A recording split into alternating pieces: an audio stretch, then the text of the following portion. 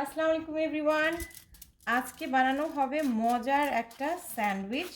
শীতের সকাল, বাচ্চাদের স্কুল বন্ধ, তাই আজকে সকালবেলা উঠে তান্দুরি স্টাইলে চিকেনগুলো আমি গ্রিল করে নিয়েছি।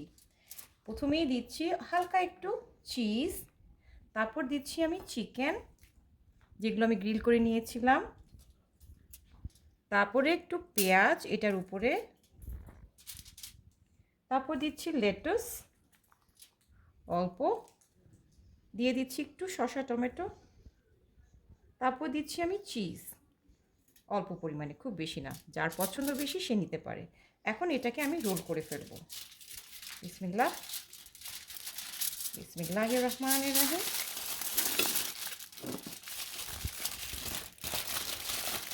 এই হয়ে গেল চিকেন স্যান্ডউইচ।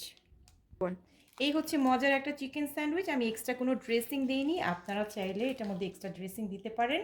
কেন কি এটার মধ্যে আমি অনিয়ন আর হচ্ছে এটার মধ্যে লবণ দেওয়া হয়েছে, তো এটার একটা পানি আছে, আর চিকেনটা আমার অলরেডি জুসি।